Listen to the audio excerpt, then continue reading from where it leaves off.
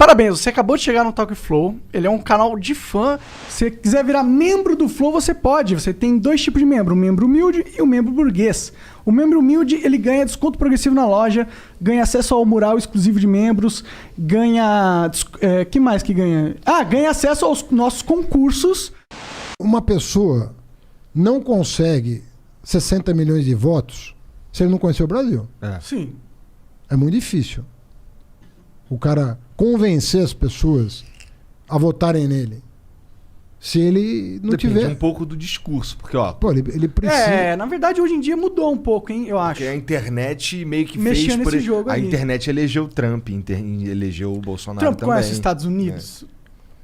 O Trump conhece os Estados Unidos de cabo? Conhece porra nenhuma. Na verdade é que ele tinha uma máquina na internet, Sim, tinha um mas ele é nome rico. muito grande. Exato. Mas pelo teu argumento, ele sendo rico, ele conhecia alguma coisa. Eu tô dizendo exatamente o contrário. Eu tô Não, dizendo o meu argumento da riqueza ele não é é bilionário. questão de conhecer ou não. É questão que, pô... E eu acho que talvez até seja um argumento falho nesse sentido, porque é que uma pessoa pobre, que é miserável mesmo, que não teve a oportunidade de estudar, ou que não teve a oportunidade de conhecer não só o Brasil, mas o mundo. Mas essa você vai pôr pessoa... ela numa posição de poder foda, não é querendo denegrir o caráter da pessoa por ela ser pobre.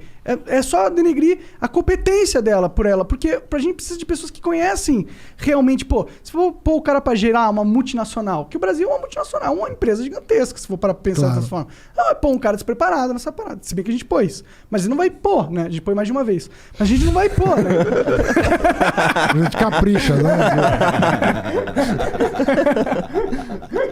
Cara, é o que eu te disse. A democracia, sobretudo quando um país está em crise e quando a crise foi potencializada, porque não se engane, a crise que nós estamos vivendo foi potencializada pelas próprias forças políticas.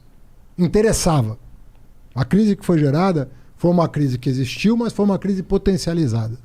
Ela não precisava ser do tamanho que... É que eles queriam tirar o PT, de toda forma. Queria tirar o PT, achavam que ia ser, pô, se não tirar esses caras na marra, vai virar Venezuela. Ninguém vai tirar o Lula do poder. Se deixar ele concorrer em 2018, ele ganha a eleição e provavelmente ganharia mesmo a eleição. Sei. Tenho minhas dúvidas. Mas ele seria mais, desculpa falar, mas seria um candidato mais forte que você, não? Mas é evidente que seria. Tanto é que eu era advogado dele para ele ser. Hoje em dia você ainda é? Pra ele ser... Porque agora ele foi inocentado. Inocentado não, ele foi pelo menos... O PT tá totalmente unido em torno da figura dele. Sim. Tu fica feliz e fala, graças a Deus, não vai ter que ser eu que vou ser o candidato dessa vez. Não, cara, eu gostaria muito de ser presidente da República. Eu não vou mentir. Não, porque vê bem, você foi prefeito, foi ministro, foi... Sabe, você fala, pô, eu tenho... Know-how. Eu saberia o que fazer, entendeu? Então, eu tenho um projeto na cabeça, eu tenho um país na cabeça, né? E é óbvio, você perguntar para um político se ele quer ser presidente da República, vai dizer que sim, pô. Então ele vai estar mentindo. Claro. Vai perguntar para um cardeal se ele não quer ser papa. Você perguntar pro futebol se quer ser o maior artilheiro da Copa? Claro que quer quer. dizer, é natural. Como você tem um podcast aqui que bombou e você quer subir mais ainda. Sim. Então é natural querer as coisas. Claro.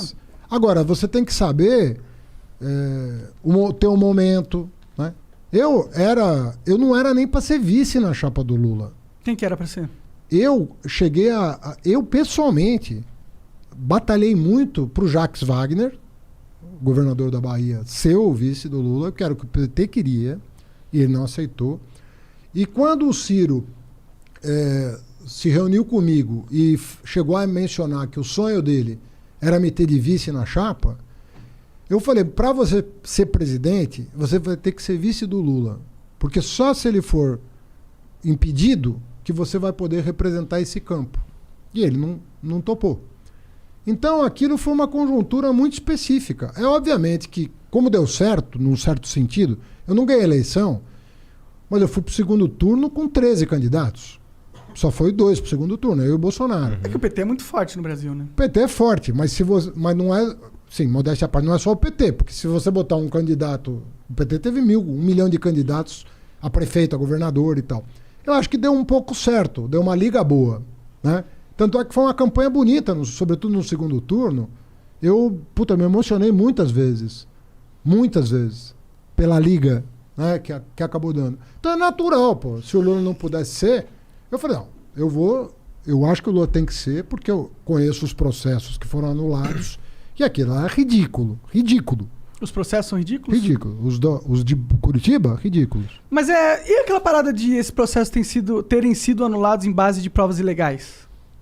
Não foram. Porque o hack não é uma prova ilegal? É. Então, não foram anulados baseados nessas provas? Não. Não? Não.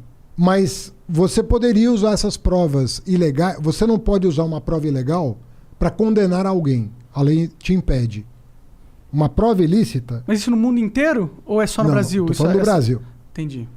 Tanto é que a Operação Lava Jato queria que provas ilegais pudessem ser usadas. Queria? Queria. Não faz sentido pra mim. Eu acho que provas ilegais são provas ilegais. Se você dá um incentivo para que provas ilegais possam ser usadas, você incentiva o crime, né? Exatamente. Então, o Dallagnol, por exemplo, que era o chefe da Força Tarefa, chegou a fazer um projeto de lei, aquelas 10 medidas. Uma delas era que provas ilegais pudessem ser usadas para condenar. E isso não passou no Congresso. Porque o Congresso entende que provas ilegais até podem ser usadas judicialmente, mas em benefício do réu. Ou seja, se você obteve uma prova ilegal, mas está comprovado que aquilo tem veracidade e aquilo inocenta alguém, não faz sentido condenar. Se inocenta. Mas isso é uma interpretação esse lance de poder usar para defender é uma interpretação do juiz. Made in Brasil, né? Juiz. Porque no mundo inteiro não é assim que se entende. Ou é? Uma prova pode ser usada para absolver, mesmo que... Uma prova ilegal pode ser usada... Lá nos Estados Unidos, se tiver uma prova ilegal, os caras podem usar para absolver? Eu não vou dizer de um país específico que eu não sei, mas eu sei que em vários lugares pode. Entendi. Para absolver pode. Entendi. E em vários lugares para condenar também. Em alguns países para condenar também. É. Sim. Mas sabe o que me parece? E desculpa, eu sei que você é do PT, o caralho, mas me parece que o STF meio que fez um jogo todo pra conseguir realmente inocentar o Lula pra ele poder virar uma carta nesse novo jogo político. Vamos fazer uma conta, então. Tá. Aceito a provocação. Quem deu o voto decisivo pro Lula recuperar os direitos dele? Foi o cara que o Bolsonaro colocou, não foi? Não. Quem? O cara que o Bolsonaro colocou votou contra o Lula. Ah, é? É. Pô, que bom, né? Se eu sou o Bolsonaro, sentido, né? eu tô pensando que bom. Ué, eu não sei se ele votou por causa do Bolsonaro ou porque ele estava convencido. Se for por causa do Bolsonaro, ele errou. Se for porque ele estava convencido, ele acertou. Tudo bem, é. Quem deu o voto decisivo foi a pessoa que votou sistematicamente contra os interesses do PT ao longo dos últimos 10 anos. Foi a Carmen Lúcia. E a pergunta que eu te faço é, por que uma pessoa que votou sistematicamente, e eu não estou dizendo que ela estava errada, eu estou dizendo que como ela votou, um fato. A consciência dela é problema dela. Ela deve ter votado de acordo com a consciência dela. Uhum. Até prova em contrário, ela votou de acordo com a consciência dela. Por que essa pessoa que votou com a consciência dela contra o PT o tempo todo, deu o voto decisivo para o Lula recuperar os direitos políticos? Porque era escancarada a maneira como o Moro se comportou em relação ao Lula. Você não pode grampear o advogado do réu. Você não pode induzir uma testemunha. Você não pode pedir para trocar o procurador porque o procurador não está tendo um bom desempenho. Você não pode fazer isso. Você não pode divulgar uma delação premiada que nem o Ministério Público aceitou, faltando 6 dias para a eleição. Você não pode fazer isso como juiz. Porque se for o teu time de futebol que estiver em campo, você não vai aceitar um juiz se comportar assim. Por que com o Lula você vai aceitar? Não, com certeza. Esse é o lance. Não, eu até nem disputo essa parada, sabe? Mas é que a gente vive no Brasilzão, né? E o Brasilzão é o país das exceções, a gente tá ligado? eu concordo com você que a gente fica muito inseguro no Brasil, assim. Afinal de contas, o que está por trás? A gente fica inseguro no Brasil porque, assim, o que a gente queria? A gente quer uma justiça que diga o seguinte: errou, vai pagar. Não errou, vou inocentar. Mas não é o que a gente tem. A gente tem um crime compensa máximo aqui no Não é Brasil. o que parece ter. Vai lá, se inscreve no Talk Flow agora.